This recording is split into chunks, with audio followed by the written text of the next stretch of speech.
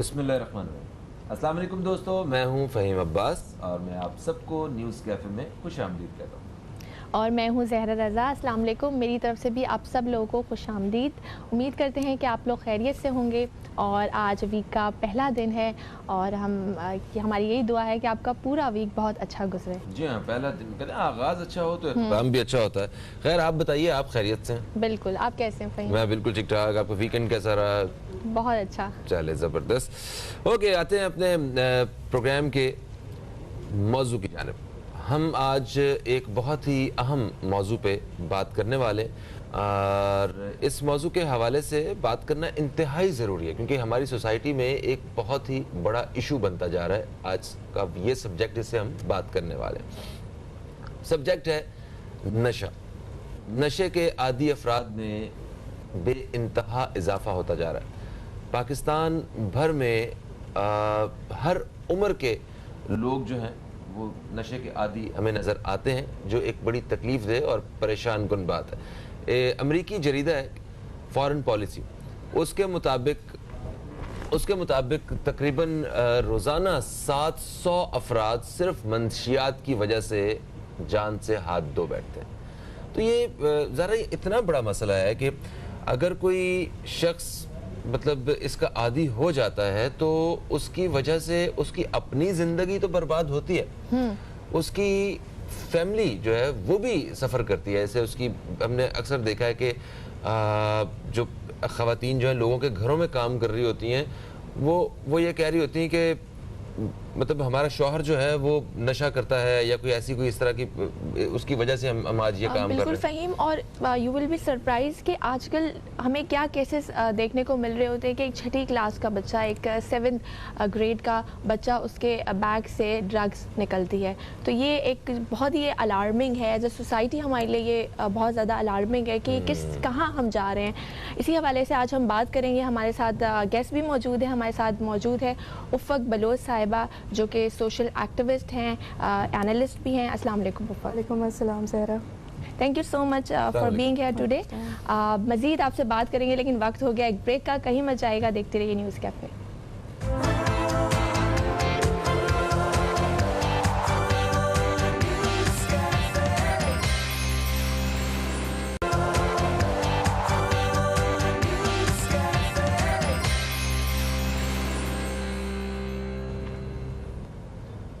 Welcome back. एक break के बाद आपको न्यूज़ कैफ़े में खुशामदीद करते हैं।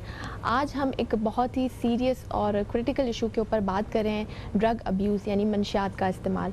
इसी हवाले से बात करने के लिए हमारे साथ स्टूडियो में उफ़क़ बलोच साहिबा मौजूद हैं जो कि सोशल एक्टिविस्ट हैं, और अभी हमें टेलीफोन लाइन पर ज्वाइन किया है सलमान राजा साहब ने जो कि प्रोफेसर हैं और माहिर शऊर हैं। अस्सलाम वालेकुम सर।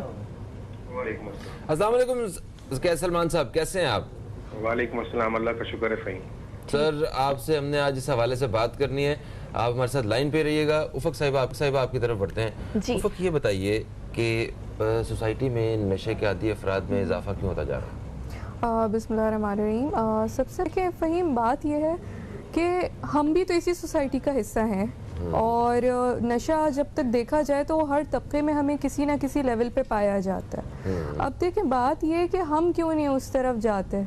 बात अवेयरनेस की है, पीयर प्रेशर की है, बात मिला के एक इज्तमाही तौर पे जो है वो आपकी अपब्रिंगिंग पे भी होती है। अब मैं ये नहीं कह रही कि सबकी अपब्रिंगिंग ख़राब होती है, बट थिंग इज़ के माँ बाप जो हैं या वालिदैन वो अपने बच्चे को अटेंशन कितनी दे रहे हैं, उसके जो पॉकेट मनी है या उसके साथ अगर कोई कार्ड है, कोई उसको आप कैश भी देते हैं तो उसको आप मॉनिटर किस तरह कर रहे हैं कि उसका पैसा वो कहाँ खर्च कर रहा है, वो किन दोस्तों के साथ उठ रहा बैठ रहा है। और ये उसकी कंपनी बहुत मैटर करती है। बिल्कुल। तो जो सबसे ज़्यादा जो तशहीर होती है नशे की वो आपकी कंपनी डिटर्मिन करती है मेरे ख्याल से। तो उस पर नज़र रखने की ज़रूरत है एक टेंडर एज तक। बिल्कुल, माँ बाप को बहुत ज़्यादा विजिलेंट रहने की ज़रूरत है। सलमान राजा साहब आपकी तरफ आऊँगी। सर, आजकल हमारी यूथ की अगर हम बात करें तो सबसे ज़्यादा जो इन्वॉल्व है मंशियात में, ड्रग अब्यूज़ में, वो हमारी यूथ है जिसकी एज 13 से 25 साल के दौरान है। तो इसमें टीन एजर्स भी आ जाते हैं। तो आप क्या समझते हैं सर, शुरुआत कहाँ से होती है, ये एक्सेस कहाँ से आ जाता है? क्या एक्सेसिबिलिटी इतनी ईजी हो गई है कि आजकल छठी क्लास का बच्चा, 7वीं क्लास का बच्चा, वो उसको भी एक्सेस है एक ड्रग का? जरा आपने सही फरमाया, एक्सेसिबिलिटी ही सबसे बड़ा फर्स्ट स्टेप होता है सबसे पहले। और यंग एज में एक्सेसिबल हो गया है, जैसे फ़हीम ने गुफ्तगू में जिक्र किया था कि सस्ते नशे मिल रहे हैं। सस्ते नशा जब एक्सेसिबल है तो ज़ाहिर बात है उन तक पहुंचेगा। दो चीज़ें मैं और ऐड करता चलूँ कि एक तो पहले हमें ये अपने माइंड में डेफिनेशन क्लियर करनी चाहिए कि नशा सिर्फ मंशियात का नहीं होता। सिर्फ इसको नशे में क्लासिफाई नहीं करते। जो ज़ाहरी नशा है हमें फिजिकल बॉडी में इनटेक कर रहे हैं बच्चे, ये भी नशा है। लेकिन माँ बाप को ये भी ख्याल करना चाहिए कि हसद में रहना भी एक नशा है, कीना बुग़्ज़ रखना भी एक नशा है, शख्सियत के अंदर हिजान रहना भी एक नशा है। ये इंटरनल बिहेवियरल नशे भी होते हैं इंसान के। ठीक है, तो माँ बाप को क्या किरदार अदा करने की जरूरत है ऐसी सूरत हाल में सर? फ़हीम देखें, उफ़क़ साहिबा ने बिल्कुल सही फरमाया कि कंपनी जो है वो इंसान की डिटरमाइन करती है। हम इसको इस तरह बयान करते हैं कि इंसान वो बनता है जो उसकी सोबत होती है। तो माँ बाप को सबसे अहम तरीन चीज का ख्याल जो रखना चाहिए और मेक श्योर करना चाहिए कि उनका बच्चा किस सोबत में रह रहा है, उसके दोस्त अहबाब वो किन लोगों के साथ उठ रहा बैठ रहा है, उसको मेक श्योर करें जाके। हमारे माशरे में मैंने जो ऑब्जर्व किया कि जब माँ बाप इतने ज्यादा डिटेल में जाके देखते हैं कि बच्चा किन लोगों के साथ उठ बैठ रहा है और जानकारी करते हैं, तो ऐसे माँ बाप को खपती समझा जाता है, बुरा माना जाता है, जो कि इंतहाई गलत है। सब माँ बाप को ऐसा होना चाहिए। सही। अच्छा उफ़क़, पहले एक दौर था जब ये सारी चीज़ें हमारे लिए बहुत मायूब समझी जाती थी, चाहे सिगरेट हो, चाहे वो अल्कोहल हो, या कोई भी किसी भी किस्म की ड्रग हो। लेकिन अब हम चाहे इससे जितनी भी आंखें चुरा लें, लेकिन अब ये हमारे एक सो कॉल पार्टी लाइफस्टाइल का हिस्सा बन गया है ये सारी चीज़ें। तो आप क्या कहेंगी कि ये हम लोग एज ए सोसाइटी किस तरफ निकल रहे हैं? देखिए, एज अ सोसाइटी और जहाँ तक बात है इस पार्टी कल्चर की, तो ये तो सिरे से ड्रग्स को या अल्कोहल को उसमें शामिल होना ही नहीं चाहिए, क्योंकि एक तरह से हम फिर साइकोलॉजिकली एंड फिज़िकली ऑल्सो हम अपनी बॉडी को आदी कर लेते हैं, अपने मेंटल सिस्टम को, कि वो कोई ड्रग जाएगी या कोई सब्सटेंस जाएगा तभी हमें खुशी मिलेगी। और फिर लड़कियों को भी देखा जाए तो पार्टी पिल्स या डांसिंग पिल्स इतनी आम के उन्हें अगर किसी को वेट लॉस करना है तो उस तरफ चली गई हैं वो, बजाय हेल्दी ऑप्शंस की तरफ। तो ये चीज़ें इनको इसमें बात यह है कि कुछ सब्सटेंस होता है जो रेगुलेटेड होता है, वो काफ़ी चीज़ों से गुजरता हुआ आ रहा होता है, लेकिन उसकी भी हैंडलिंग सही तरीके से करनी चाहिए। लेकिन जो सब्सटेंस नहीं हो रहा रेगुलेट, फॉर एग्जांपल ये पिल्स हैं और हमारे पास दीगर अशिया जो हैं, क्रिस्टल मेथ हो गई, वो फिर इंसान अपने सिस्टम में कितनी ख़तरनाक चीज़ें डाल रहा है। तो इसमें से ये हमारे पास ANF है, दूसरी रेगुलेटरी बॉडीज़ हैं, लेकिन बात वही है कि वो भी अपनी जॉब तब तक सही तरीके से अंजाम दे सकते हैं जब तक हम बजात एक माशरा जो है बतौर माशरा उन चीज़ों को ख्याल रखे। आप सही कह रही हैं। कुछ ये जिन आपने नशों का जिक्र किया है, यहाँ से तो वापसी का रास्ता भी नहीं है। एब्सोल्युटली। और लोगों की सिर्फ वो एक जिंदगी ही नहीं, पूरे खानदान तबाह होते हमने देखे हैं। इज्जतों के मतलब उन्होंने अपने वालिदैन की इज्जतों का कचरा कर दिया उन स्टूडेंट्स ने जिनको उन्होंने यूनिवर्सिटीज़ में कॉलेजेस में पढ़ने लिखने के लिए भेजा था। तो खैर इस पर मज़ीद बात करेंगे हम। एक छोटे से वक्फे का वक्त है जी, वक्फे के बाद आपकी खिदमत में हाजिर होते हैं। कहीं मत जाइए, अब तक देखते रहिए न्यूज़ कैफ़े, देखते रहिए।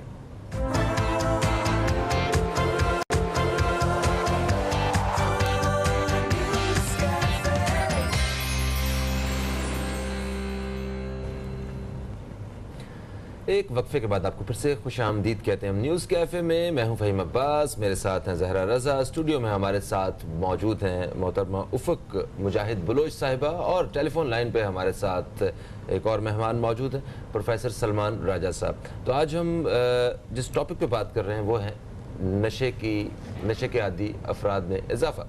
तो सलमान साहब आपकी तरफ बढ़ूंगा, मुझे ये बताइएगा, हम जैसे वक्फे से पहले हम बात कर रहे थे स्टूडेंट्स के हवाले से, तो शीशा पीने पे पाकिस्तान भर में पाबंदी आयद की गई है। क्या इससे भी हमने कुछ मंशियात के हवाले से रोकथाम में कोई अहम किरदार अदा किया है इस काम से भी? फ़हीम बिल्कुल किया है, क्योंकि अगर ये शीशा ना रोका जाता तो जितनी मेरी जानकारी और मेरी रिसर्च है तो ये बाकायदा शीशे के अंदर रखकर और दूसरी मंशियात भी पी जा रही थी इसके साथ, और ये बहुत कॉमन होता जा रहा था और ये एक्सेसिबल हो गया था। हर गली कूचे पे, जो हर चौराहे के ऊपर ये शीशा बार खुल गए थे। और हमने उसको एक्सप्लॉइट गलत एंगल पे कर दिया था। दूसरा ये कि आपने सही फरमाया कि जो स्टूडेंट लेवल है वहां तक इन ड्रग्स का एक्सेस पहुंचना ही खतरनाक के लिए इशारा है। और जितने भी पाकिस्तान के मेजर शहर हैं, मैं ट्रैवल भी करता हूँ उन शहरों में, तो मैंने ऑब्जर्व ये किया है तो वहाँ पे यंग लोग जो है बहुत कसरत के साथ जो है मंशियात का इस्तेमाल कर रहे हैं, और ये एक फैशन, एक ट्रेंड और एक माइंडसेट बन गया है। और पहला नशा जो है वो शीशा ही मेरा ख्याल है, वहां से काम शुरू होता है स्टूडेंट्स का ज्यादातर। शीशा तो एक ऐसी सोर्स बन गया है जो कि मैसेज को अट्रैक्ट करके अपनी तरफ और मंशियात की तरफ धकेल रहा है। जब तक शीशा नहीं था तो इतना ज्यादा रेशो नहीं था लोगों का इस तरफ जाने का। दूसरा ये कि इस मंशियात के माइंडसेट को लेके यंगस्टर्स में एक गलत फहमी है, मैं उसको दूर करता चलूं ताकि जो लोग प्रोग्राम देखें हमारे यंगस्टर, उनको ये एहसास हो कि ये मंशियात या ड्रग्स, जो भी किस्म के ड्रग्स लेते हैं, वो इनको सुरूर देती है या सुकून की कैफियत में ले जाती है। सुकून की नहीं, वो गफलत की कैफियत में ले जाती है। आपकी फिजिकल सेंसेस को नम कर देती है, आपके असाब को कमजोर कर देता है ये नशा।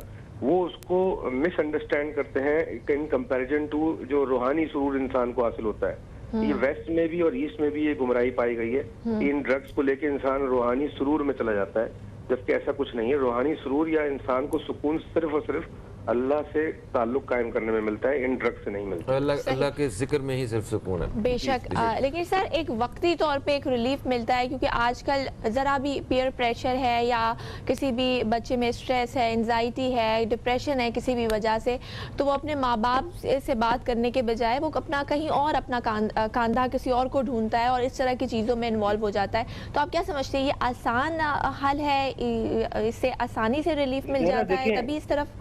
जी, जरा इसके दोनों रुख हैं। एक रुख तक इसका ये भी है कि जिन माँ बाप की तरफ वो जाके अपनी प्रॉब्लम डिस्कस करे, तो वो माँ बाप खुद ऑलरेडी प्रॉब्लम में, इतने सारे स्ट्रेसेस में।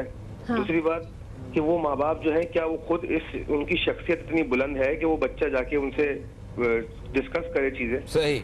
अच्छा, तो इसके अलावा अगर वो माँ बाप ऐसे नहीं है तो फिर बच्चे के पास क्या ऑप्शन है, वो दोस्तों में जाके डिस्कस करता है। और जैसे ही वो दोस्तों या सोबत में जाकर करता है तो वहाँ पे इजी एक्सेस उसको इन चीजों का मिलता है। और सर, तो कोई ऐसी पॉलिसीज या लॉज या कोई स्टेप्स डिफाइन हैं कि अगर किसी बच्चे के पास से ड्रग निकलती है, फॉर एग्जांपल स्कूल में ही, तो क्या स्टेप्स होने चाहिए, क्या पॉलिसीज हैं उस हवाले से, ये हमें बताइए। जरा चाइल्ड अब्यूज पे काम हो रहा है, चाइल्ड लेबर पे काम हो रहा है, ड्रग अब्यूज के ऊपर काम कम हो रहा है हमारे मुल्क में। एक बात। दूसरी बात कि प्रॉब्लम सॉल्विंग जो है उसका अप्रोच हमारे मुल्क में बहुत माजरत के साथ गलत होती है। हम किसी बच्चे के पास ड्रग निकल आए तो हमें बच्चे को कुछ नहीं करना चाहिए, हमें फिक्र ये होनी चाहिए कि ड्रग आ कहां से रही है, वो सोर्स जो है उनको बंद करने की जरूरत है। Thank you so much Salman Raja साहब, आप हमारे साथ टेलीफोन लाइन पे मौजूद थे, आपने इस हवाले से हमें वो जो अपने ख्यालात हैं वो हमारे साथ शेयर किए। उफक मुजाहिद बलोच साहिबा, ये तो वालिदैन का जो किरदार है जो सोसाइटी में हो रहा है, इस हवाले से सलमान साहब ने तफसील से बात की है। मैं चाहता हूँ कि आप ज़रा इस बारे में बताइए कि जो हुकूमती किरदार है वो क्या अदा हो सकता है, क्योंकि जैसे चरस है और ये बहुत सारी चीज़ें ऐसी हैं जो यहाँ कराची में, सिंध में नहीं बनता है कुछ भी, सब बाहर से आता है। तो इतनी आसानी से यहाँ तक पहुँच कैसे जाता है, और यहाँ पे पहुँचने के बाद जो इसके इस्तेमाल करने वाले उन लोगों तक कैसे पहुँच जाती हैं सारी चीज़ें? देखिए, बात जहाँ तक ये कि अफसोस की बात तो ये कि हमारे जो स्टैट्स के मुताबिक 4 मिलियन लोग अडिक्ट हैं पाकिस्तान के अंदर ही से। और फिर आपने बात की कि एक्सेस कैसे आ जाता है, तो इस पे एक पॉइंट मैं और रेज़ करना चाहूँगी जो बहुत इम्पॉर्टेंट है कि जो स्कूल्स और कॉलेजेस हैं वो तो ड्रग डीलर्स के लिए और यूज़र्स के लिए भी सेफ़ हेवन है, क्योंकि वहाँ पे ANF को इजाज़त नहीं है, वहाँ पे लॉ इन्फोर्समेंट एजेंसीज को इजाज़त नहीं है एंटर होने की। मगर ANF के होते हुए शहर में 100 के करीब वाइन शॉप्स हैं। देखिए, अब बात वही है ना कि एक तो इस तरह तो फिर लीगलाइज किया हुआ है मैरिजुआना को भी, तो ये यहाँ पे तो नहीं किया हुआ, यहाँ पे नहीं किया हुआ, लेकिन US में आप कह लें या दीगर ममालिक में और शायद कुछ और, वो इसी मकसद से कि एक आपके पास रेगुलेटेड सब्सटेंस होता है, एक आपके पास ये उन चीज़ों का फ़र्क रखती है। क्रिमिनल एक्टिविटी का जो ऑर्गेनाइज क्राइम होता है, इसलिए हमारे पास वाइन शॉप्स मौजूद है क्योंकि वो रेगुलेटेड है। ऑल्दो मेरा तो ये ख्याल है कि सिरे से होनी ही नहीं चाहिए, लेकिन अब एक चीज़ है जो मौजूद है पूरी दुनिया में, तो उसका फ़र्क यही है। अच्छा, उसका फर्क ये है। तो कोई जाते जाते कोई शॉर्टली कोई मैसेज देना चाहे इस हवाले से? देखिए, मैसेज मैं ये देना चाहूँगी कि हमारी जो जनरेशन अब आई है नई वाली, उसको इंस्टेंट ग्रेटिफिकेशन चाहिए, उसको उस नशे से मिल जाती है कि सही है, हमें वक्ती तौर पे, जैसे सलमान राजा साहब ने कहा कि वक्ती तौर पे उन्हें सुरूर मिल जाता है जो कि सुरूर नहीं होता। दूसरी बात कि हमें ऐसे बच्चों को, ऐसे लोगों को ओन करने की ज़रूरत है। हम डिसोन कर देते हैं और हम उन्हें बुरा समझने लगते हैं, बजाय इनके कि हम उनके लिए एक रिहैब की फैसिलिटी बनाएं या उनके लिए एक अच्छा सलूक करें। हम उन्हें कह देते हैं भाई ये तो नशे का आदी हो गया, इसको छोड़। Great, thank you so much Ufaq साहिबा, आप हमारे साथ मौजूद थी, आपने अपने ख्यालात जो हैं वो हमारे प्रोग्राम में आज बांटे। दोस्तों एक वक्फे की तरफ बढ़ेंगे, वक्फे से वापस आएंगे तो एक और अहम मौजू पे हमें बात करना है। कहीं मत जाइए, अब तक देखते रहिए न्यूज़ कैफे, देखते रहिए।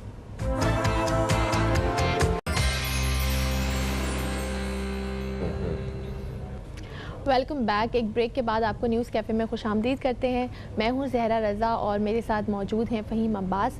और प्रोग्राम के इस दूसरे हिस्से में हम एक बहुत ही अहम मसले के ऊपर बात करेंगे जो कि महंगाई है। बिजली की कीमतों में हालिया इजाफे के बाद अब एक बार फिर पेट्रोल की कीमत जो है वो बढ़ाने का फ़ैसला कर लिया गया है और हुकूमत की जानिब से जो है वो कहा जा रहा है कि अब दोबारा जो है पेट्रोल की कीमतें बढ़ने की जो है वो तजवीज़ भी दे दी गई है और कहा जा रहा है कि 16 रुपये फ़ी लीटर जो है ये महंगा होगा। और पेट्रोल महंगा होने का मतलब ये है कि महंगाई का एक नया तूफान, सब कुछ महंगा हो गया, सब कुछ महंगा हो गया। और ये हम कोई चौथी बार देख रहे हैं कि इस साल जो है पेट्रोल की कीमतें बढ़ाई जा रही हैं। ऐसी सूरत हाल में आवाम क्या करे, इसी हवाले से आज हम अपने प्रोग्राम में बात करेंगे। हमारे साथ स्टूडियो में मौजूद हैं मुसरत नियाजी साहिबा जो कि तजियाकार हैं। अस्सलाम वालेकुम, आपको शो में खुशामदीद करते हैं। Thank you. कैसी हैं आप? कैसी हैं बाजी? अल्हम्दुलिल्लाह बिल्कुल ठीक ठाक। आप दोनों कैसे हैं? बिल्कुल ठीक ठाक। बिल्कुल ठीक ठाक। बताएं ज़रा को क्यों पेट्रोल महंगा किया आवाम आपने? बहुत परेशान है, हम सब परेशान है। बार बार अभी हालिया देखा हमने बिजली की कीमतों में इजाफा हुआ, पेट्रोल महंगा। क्या फिर कहेंगे? फ़हीम कहेंगे कि बाजी सुबह सुबह लोगों का मूड ख़राब करती है। तब्दीली का मज़ा है ये जो 22 करोड़ आवाम, मैं, आप और फ़हीम और तमाम व्यूअर्स भी भुगत रहे।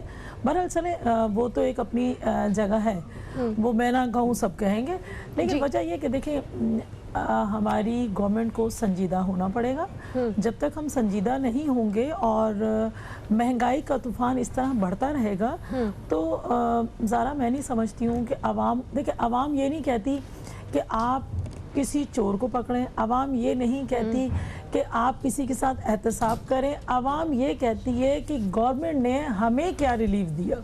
उन्हें अपने रिलीफ का मसला है ना, वो अपने लिए सहूलत चाहते हैं, वो चाहते हैं कि गवर्नमेंट ने हमें कितना फैसिलिटेट किया।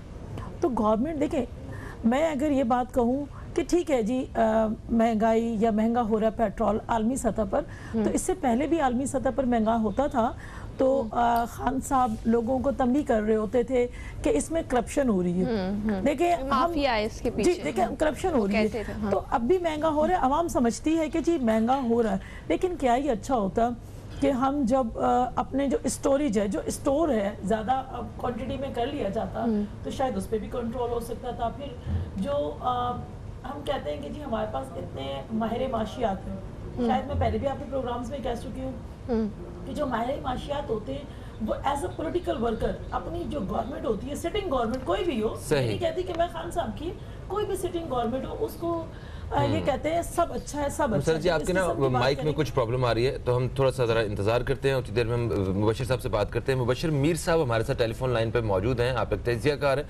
सहाफ़ी हैं और सदर हैं कराची एडिटर्स क्लब के। हम आपको खुशामदीद भी कहते हैं। अस्सलाम वालेकुम मुबशिर साहब। जी वालेकुम अस्सलाम जनाब, बहुत बहुत शुक्रिया। कैसे हैं आप? ठीक ठाक हैं? अल्हम्दुलिल्लाह जनाब, बेहतरीन। मुबशिर साहब, ये पेट्रोल की कीमतें बढ़ती जा रही हैं हर आए दिन। पेट्रोल की कीमत के बढ़ने का मतलब है कि हर चीज़ की कीमत में इजाफा होना। तो हुकूमत को तजवीज़ पेश कर दी जाती है कि पेट्रोल की 16 रुपये कभी के या इतनी कीमत उसकी बढ़ा दी जाए, तो हुकूमत भी तो तजवीज़ ऑर्डर कर सकती है कि भाई इसकी कीमतों को कम कर दिया जाए या कंट्रोल कर लिया जाए। क्या समझते हैं, स्ट्रक्चर क्या होता है, ये क्यों बढ़ती हैं प्राइसेस? जी बहुत शुक्रिया फ़हीम भाई। मैं थोड़ी सी इसकी ना टेक्निकल एक वजह जो मुझे समझ आती है और मेरा ख्याल है बहुत से लोग जो हैं इस चीज़ को ऑब्जर्व कर रहे हैं कि गवर्नमेंट को अपने रेवेन्यू टारगेट्स जो हैं वो पूरा करने के लिए जो सबसे आसान रास्ते नजर आते हैं वो इनडायरेक्ट टैक्सेस हैं। अच्छा। और उसमें एनर्जी सेक्टर जो है बहुत फेवरेट रहा है हमेशा, क्योंकि बड़ा कैलकुलेटेड होता है कि हमें पता है कि हमारे मुल्क में रोजाना कितना फ्यूल जो है वो खर्च होता है, कितने जो हैं वो गैस के जो हैं वो कस्टमर हैं, कितने बिजली के कस्टमर हैं, और कितना हम बढ़ाएंगे और कितने पैसे हमारे बढ़ जाएंगे, एकदम वो कैलकुलेटेड होता है। जैसे आपने देखा कि जी अभी नेपरा ने जी वो कहा, फिर कबीना ने कहा जी तकरीबन 2 रुपए का इजाफा जो है वो बिजली में हो गया, तो वो समझ आ रहा है कि उन्होंने, उनके कैलकुलेशन है तकरीबन 200 अरब के करीब जो है उनका रेवेन्यू बढ़ जाएगा। सही। अच्छा, ये जो दुनिया में जितने भी हमारे सामने तरक्की याफ्ता ममालिक हैं, हम अक्सर इस बात पे करते रहते हैं कि जी वो उनके यहाँ डायरेक्ट टैक्सेस जो हैं उनकी रेशो ज्यादा है जो आमदनियों पे होता है, जो लोग कमाते हैं। अब हमारे तो बहुत से लोगों की आमदनियां ही क्लियर नहीं है ना कि कितने पैसे कौन कमा रहा है और उस पर वो टैक्स कितना दे रहा है, वहां से वो छुपा रहा है या कुछ भी कर रहा है। अब ये जो है कि जो हमारी कंज्यूमर्स की मार्केट है, जो कंज्यूमर्स के पैसे बढ़ाना, इसका मतलब है कि हम हर महीने बाद 2 महीने बाद जो है एक मिनी बजट जो है वो पेश कर रहे हैं और सबका बजट आउट कर रहे हैं। ठीक है सर जी, एक चीज और मैं आपसे पूछना चाहता हूं कि क्या ये हमारे पास वाहिद हल है कि हम बिजली, तेल, गैस की कीमतों में इजाफा करके अपना जो रेवेन्यू के जो आप इश्यूज को बता रहे हैं सॉल्व करने के लिए सारा कुछ किया जाता है, रेवेन्यू जनरेट करने के लिए, कि इसके अलावा और कोई हल नहीं है? बाकी ममालिक भी इसी सॉल्यूशन के साथ काम कर रहे हैं। जरा इस पे हम आपसे बात करना चाहते हैं। एक छोटी सी ब्रेक है, ब्रेक के बाद आपकी खिदमत में दोस्तों दोबारा हाजिर होंगे। कहीं मत जाइए, रहिए न्यूज़ कैफे देखते रहिए।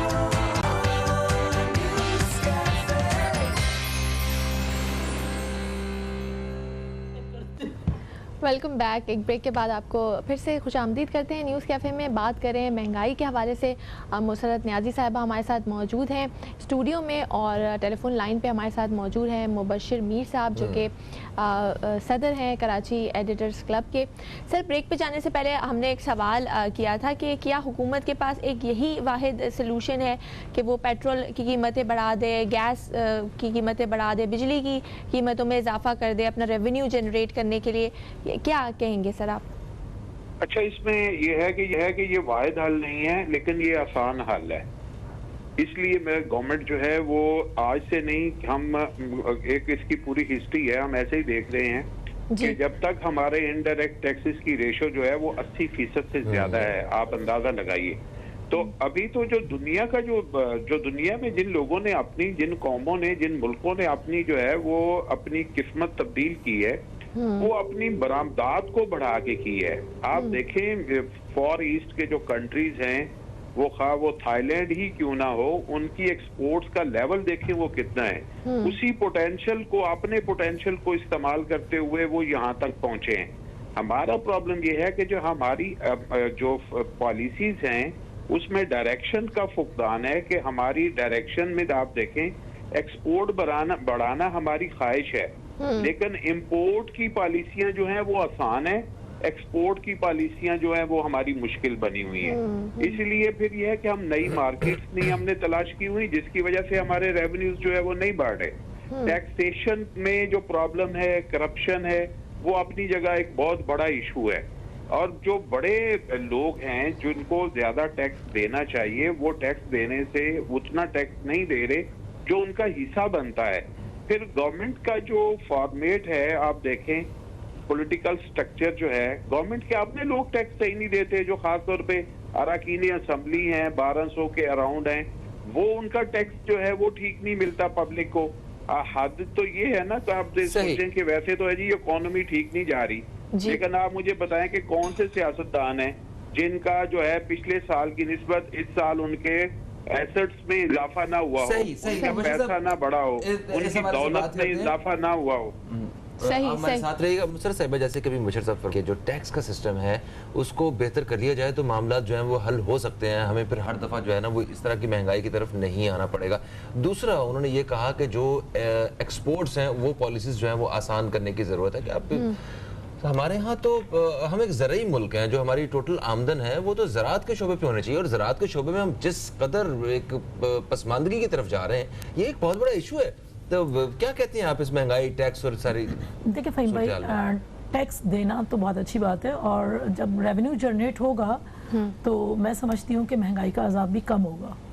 लेकिन वजह यह है कि बिल्कुल मैं मुबशिर भाई की बात से एग्रीड हूँ कि जब हम लोग, चाहे मैं हूँ, आप हैं, और हम अपना टैक्स जो है ना वो सेव करेंगे, बचाएंगे, हम ये सोचेंगे कि जो कुछ भी हम अपनी जेबों में डालें तो उससे नुकसान मुल्क को ही होगा, मुल्क किस तरह चलेगा। लेकिन इसका कोई हल ये तो नहीं है ना कि आप देखें, अगर एक शख्स 20 या 25,000 हमारे यहाँ एवरेज सैलरी है, अगर ये सैलरी को हम देख लें तो बहुत बड़ा अमाउंट जो है ना हमारा इलेक्ट्रिसिटी में चला जाता है, गैस में चला जाता है, इसी तरह से ट्रांसपोर्टेशन में हमारा अगर चला जाता है तो उस गरीब शख्स के पास रह क्या गया। फिर उस सूरत में देखें, उस सूरत में फिर करप्शन बढ़ेगी ना।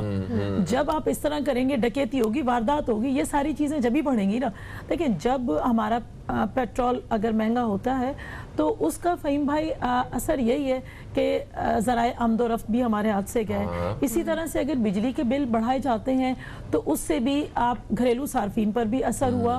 ठीक है, हम कहते हैं कि जी महंगाई होगी, अगर बिजली बढ़ी तो यकीनन होटल्स में खाना खाने के लिए गरीब मजदूर अगर जाएगा तो रोटी उसको अगर 5 रुपए की है तो वो 10 रुपए में देगा। वो कहेगा जी तुम महंगा कर रहे हो, वो कहेंगे पीछे आटा महंगा।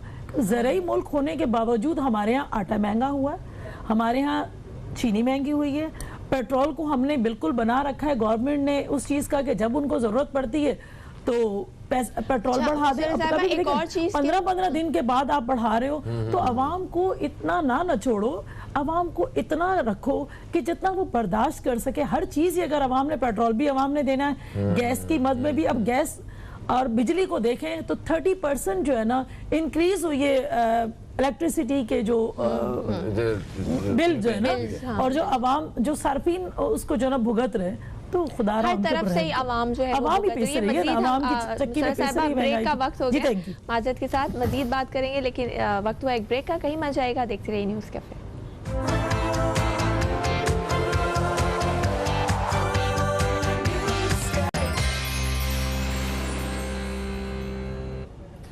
एक वक्फे के बाद आपको फिर से खुशामदीद कहते हैं हम न्यूज़ कैफे में। न्यूज़ कैफे में मैं हूं फ़हीम अब्बास, मेरे साथ हैं ज़हरा रज़ा। स्टूडियो में हमारे साथ मौजूद है मुसरत नियाज़ी साहिबा, और टेलीफोन लाइन पे हमारे साथ जो मेहमान मौजूद हैं वो है मुबशिर मीर साहब। मुबशिर साहब से वक्फे से पहले बात हो रही थी, और मुसरत साहिबा आपकी जानिब बढ़ेंगे। देखिए, ये जो जिस तेज़ी के साथ ये कीमतें बढ़ रही हैं, और सिर्फ पेट्रोल के साथ साथ और भी बाकी सारी जो ज़रूरियात ज़िंदगी की अशियाँ हैं उनकी भी कीमतों में इजाफा हो रहा है, इसके पीछे क्या वजह है? इस सब से तो लोग नफ्सियाती मसाइल का शिकार नहीं हो जाएंगे? मतलब किस एक लिमिट होती है हर चीज़ के बर्दाश्त करने की, जब वो लिमिट क्रॉस हो जाएगी तो चीज़ें तो हाथ से निकल जाएंगी।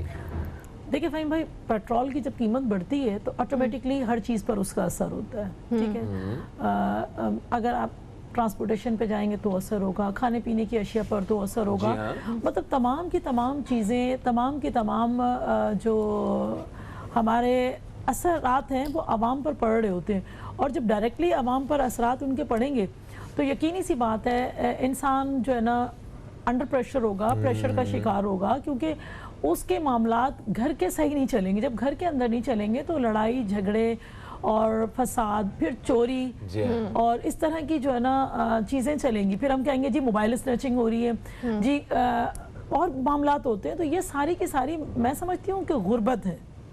गुर्बत की वजह से ये सब कुछ होता है। जब हम माशरा राह रवी का शिकार भी इसी की गुर्बत की वजह से होता है। सही क्या, और बड़ा मसला गुर्बत ना। बिल्कुल, देखिए गुर्बत और जराइम की जो शरह है वो भी हम देख रहे हैं मैंने आपसे कहा ना कि स्नैचिंग जो होती है वो इसी की वजह से बढ़ रही है, और उसी की वजह से होती है। गवर्नमेंट जब भी कोई भी, मुझे कोई सरोकार नहीं है कि कौन सी गवर्नमेंट किस वक्त क्या कर रही है, लेकिन जब भी महंगाई की सूरत में वही शॉर्टकट गवर्नमेंट जब लेती है कि पेट्रोल, गैस और उसको बिजली की बढ़ा दें कीमतें, तो वो समझते हैं कि जी हमारा बड़ा आसान हल हो गया। लेकिन आसान हल तो गवर्नमेंट चलाने के लिए आपको हुआ ना। सही। आप ये देखें कि जो लोग आवाम है उनके ऊपर उसका क्या असर हो। सही, बिल्कुल। मुबशिर साहब, आपके पास आऊँगी। ये जो गवर्नमेंट, जैसे मुसरत नियाज़ी साहिबा ने कहा कि आसान हल देख लेती है कि बिजली की कीमत बढ़ा दी, पेट्रोल की कीमत बढ़ा दी, तो आप क्या समझते हैं, क्या उन पे दबाव होता है? IMF के पास जो हम जाते हैं कर्ज़े लेने, तो उनकी भी सर्टेन शराइत होती हैं जिस पर वो हमें कर्जा देते हैं, तो क्या उनका दबाव होता है, इस वजह से चीज़ें महंगी करती है हुकूमत? देखें, मैं नहीं समझता कोई दबाव की बात नहीं होती, ये डील की बात है कि मसलन आपने किसी से कर्जा लेना है तो कर्जा देने वाला पूछता है कि वापस कैसे होगा। जी प्रॉब्लम ये है कि हमने उसके बताने होते हैं कि हम यहाँ से बढ़ाएंगे। अब उनके लिए तो ये है ना कि उन्हें तो अपनी वापसी की श्योरिटी चाहिए। आपको जो है आसानी नजर आती है कलेक्शन में इस तरह। मैं कहता हूँ कि देखिए 2-3 चीजें हैं जिनको देखना चाहिए कि हम कर्जे ले किस वजह से ले रहे हैं। हम तो कर्जे उतारने के लिए लेते हैं, हमारे कर्जे प्रोडक्टिव नहीं है। अगर हमारे कर्जे इसलिए हों कि हमने आगे से कोई जॉब्स क्रिएट करनी है, इंडस्ट्री लगानी है, कोई प्रोजेक्ट्स करने हैं, डैम बनाने हैं, तो फिर तो समझ आती है कि हमारा कर्जा जो है वो पैसा वापस लौटाएगा। अगर हम कर्जा इसलिए ले रहे हैं, आप देख लें, चेक करें कि हमने कितना कर्जा जो है ना वो इसलिए लिया है कि हमने जो पहले कर्जे लिए हुए थे माजी की हुकूमतों में उनके हमने अदायगियां की हैं, हमने उस पे इंटरेस्ट जो है वो पे किया है। तो ये तो नॉन प्रोडक्टिव कर्जे हैं। एक चीज ये है, आपने इससे पहले मैडम से बात कर रहे थे, जो पब्लिक के अंदर एक अनरेस्ट पैदा होता है। जी हाँ, मैं इसमें एक चीज का इजाफा करूंगा कि अनरेस्ट जो है ना वो और ज्यादा बढ़ जाता है जब अवाम देखती है कि उनके टैक्स मनी से कुछ वीवीआईपी जो हैं वो याशी कर रहे हैं, वो माल को उड़ा रहे हैं, वो उनकी जो लल्ले तलल्ले हैं जिस तरह वो पैसे को इस्तेमाल करते हैं। हमारे सामने फिर स्कैंडल आता है कि इतने अरब रुपया फलां जो है वो अकाउंट से फलूते वाले से निकल आया, इतने अरब रुपया जो है वो जनाब वो उससे फलाने बंदे के अकाउंट से निकला, तो उसको पता ही कोई नहीं है कि उसके पास पैसा कहाँ से आया। फिर इतनी गाड़ियों का काफिला जा रहा है एक बंदे को लेकर, फिर जनाब वो ये गवर्नमेंट जो है वो कितनी बड़ी बड़ी जो है वो हाउसेस में रह रहे हैं लोग। मुबशिर साहब, ये सारे हालात पे मैं चाहूंगा आप फिर से रोशनी डालें। इंतहाई माजरत के साथ आपको बताना चाहता हूँ, एक छोटा सा वक्फा है, तो एक वक्फे के बाद आपकी खिदमत में हम दोबारा से हाजिर होते हैं। कहीं मत जाइए, अब तक देखते रहिए न्यूज़ कैफे, देखते रहिए।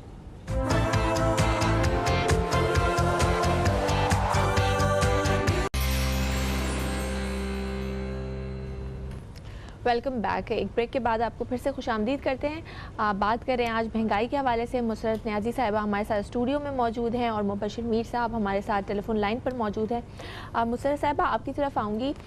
एक तरफ हम देख रहे हैं कि हुकूमत ये बार बार कह रही है कि मईशत जो है हमारी वो बेहतरी की तरफ जा रही है, हमारी एक्सपोर्ट्स बढ़ रही हैं, हमारा स्टॉक एक्सचेंज ऊपर जा रहा है या टेक्सटाइल सेक्टर अच्छा ग्रो कर रहा है। लेकिन हम आम आदमी की अगर बात करें तो वो तो बेचारा उसके पहुंच से तो जो बेसिक नीड्स हैं जैसे रोटी चावल दालें, ये खाने पीने की अशिया जो हैं वो उससे दूर होती चली जा रही हैं। तो ये कहाँ मईशत कैसी बेहतरी है ये एग्जैक्टली? हाँ देखिए सारा मसला ये है कि हम एडमिट कर लेते हैं थोड़ी देर के लिए कि मईशत में बेहतरी आई है।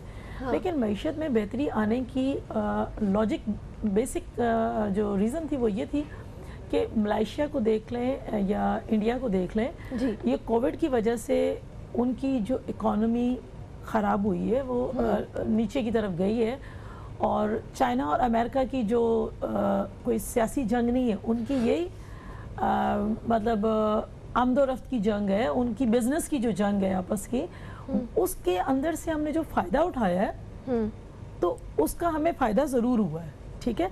लेकिन जब कोविड हमें मतलब किन को फायदा हुआ? पाकिस्तान को फायदा हुआ ना, जाहिर बात है। मलेशिया की देखिए, मैं पाकिस्तान की बात कर रही हूँ, अपने मुल्क की बात कर रही हूँ। इकोनॉमी के अंदर जो बेहतरी आई है वो हम मलेशिया अगर डिलीवर नहीं कर पाया और इंडिया नहीं कर पाया तो हमारी एक्सपोर्ट उसमें बढ़ी है। लेकिन क्या हम मरहूने मिन्नत है खुदा ना खास्ता कोविड जैसी चीज़ों के? नहीं, हमें अपने इन तमाम चीज़ों में गवर्नमेंट को बेहतरी लाने की ज़रूरत है। जब हमारी एक्सपोर्ट बेहतर होगी तो यकीनी सी बात है महंगाई में भी कमी आएगी। जब महंगाई में कमी आएगी तो ऑलरेडी जो है ना आवाम के ऊपर उसको एडवांटेज मिलेगा, डिसएडवांटेज हमारे पास। शॉर्टली मुझे इसे बताइएगा, देखिए आपने कहा कि किसी भी रीजन की वजह से हमारी एक्सपोर्ट्स बढ़ी हैं, हमारी मईशत जो है वो बेहतरी की तरफ आई है, मगर ऐसी बेहतरी का फायदा जिससे आवाम को कोई समरात ना हासिल हो सके। मैं वही कह रही हूँ, उसका फायदा, उसका समर, उसका फल आवाम को नहीं मिल रहा ना। हाँ। लेकिन उसकी कड़वी गोली जरूर मिल रही है हर 15 दिन बाद आवाम को, पेट्रोल की मद में, गैस की मद में और बिजली की मदद। ठीक है, thank you so much Musarrat Sahib, आप हमारे साथ मौजूद थी, आपने इस हवाले से जो है वो अपने ख्यालात जो हैं वो प्रोग्राम में शेयर किए। मुबश्शिर मीर साहब, आप भी हमारे साथ टेलीफोन लाइन पर मौजूद थे, आपका भी बेहद शुक्रिया अदा करते हैं, आपने भी अपने ख्यालात जो है हमारे साथ बांटे। दोस्तों, प्रोग्राम का वक्त अपने अख्ताम की तरफ आ गया है। हम इसी दुआ के साथ कि अल्लाह ताला हमारे मुल्क पे और हमारी जो कौम है इसके हाल पे रहम करे और इन सियासतदानों को संजीदगी से मुल्क को, कौम को चलाने की जो है ना तौफीक अता फरमाए। इसी के साथ ही हम इजाज़त चाहते हैं। फ़हीम अब्बास को, ज़हरा रज़ा को, न्यूज़ कैफ़े टीम को दें इजाज़त। खुदा हाफ़िज़। पाकिस्तान जिंदाबाद।